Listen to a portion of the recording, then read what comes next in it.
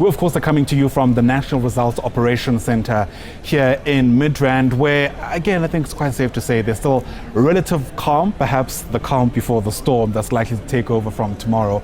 And we're using this opportunity, of course, to reflect really on what's happened so far in our electoral process and what's likely to come, given the many moving parts around this specific election. Our next guest needs no introduction. Political analyst Professor Booysen is with us here at the SABC. A voice we've come accustomed to, a voice we typically look forward to hearing from as we make sense of a lot of uncertainty, let's face it. Especially when you think about, just as I mentioned, how different this election has been.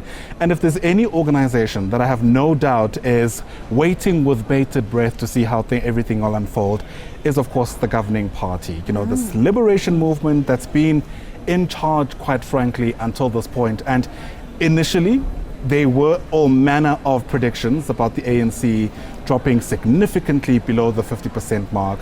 I've seen a whole lot more polling suggesting a whole lot more of a sober take, if you like.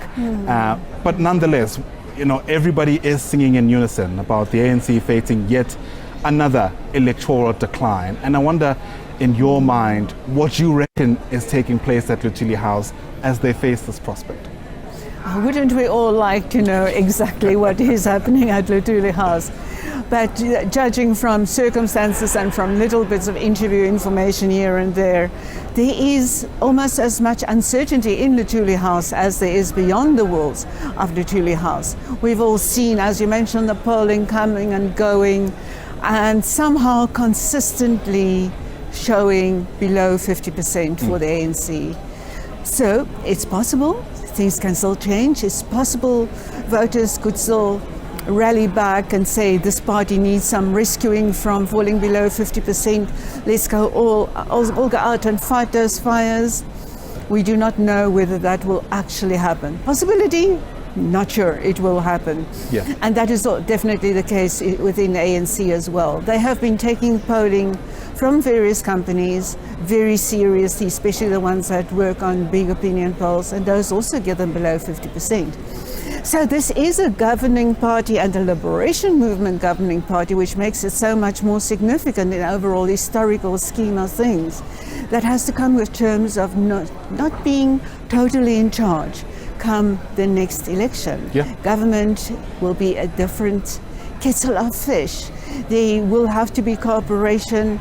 I think there will be much more demands for transparency and accountability and appointments in how the policies and debates are progressing. And that will be a new game for the ANC. But the ANC is not disappearing, it's remaining by far the biggest political party. And is significantly, it's also very obviously so entrenched in government and state power that for any opposition party to come in, even if it's as a coalition partner or a junior or a very junior coalition partner, it's going to be a different dynamic there, in a sense that there will have to be more consultation by the ANC, but the ANC will be hanging onto so much of that entrenched power. Its appointees are in place in public service. Contracts, just a few people actually come and go with cabinet members, and the rest are on existing contracts, and any new coalition or government formation would have to work with all of those people. Yeah.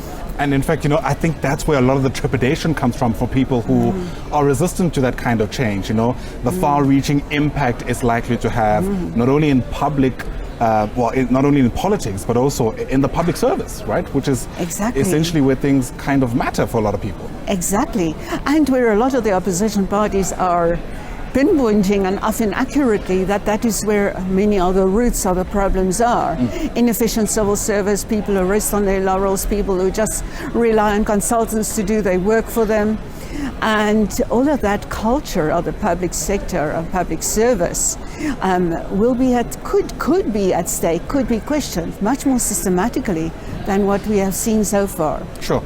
There are two kind of thoughts around how the governing party got here. I think on the one end of the spectrum, people say this is just, the inevitable evolution of any kind of former liberation movement. At some stage, the cracks begin to show, and they are undeniable even from within. So none of this is really anything to, write home about. It was expected. Yeah. On the other side of the spectrum, though, there are people who suggest that this is the ANC's own making.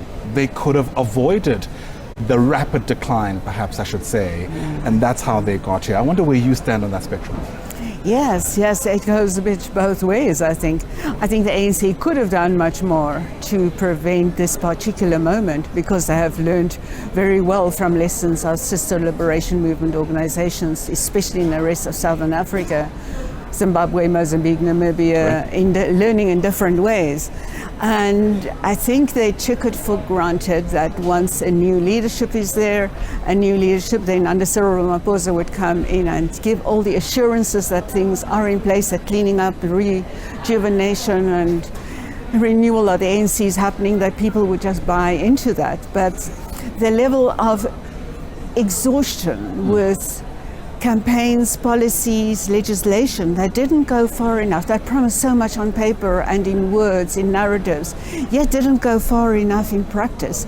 That kind of exhaustion with that public engagement that took the better of the ANC. I think there were too many people, and too many of the younger generation of people who just, who are very aware of the histories, but who are affected more by current day inequalities and scourges of poverty and unemployment particularly, than with the histories. And they know the history, but they do not credit the ANC of today in a sufficient way that would help the ANC healthily through elections, with credit them for having achieved that. Right. So there's just that gap in linking the historical gains to the current day ANC, and people see the weaknesses in ANC, that's not acting sufficiently against corruption, not feeling certain enough in its own demeanor to do that.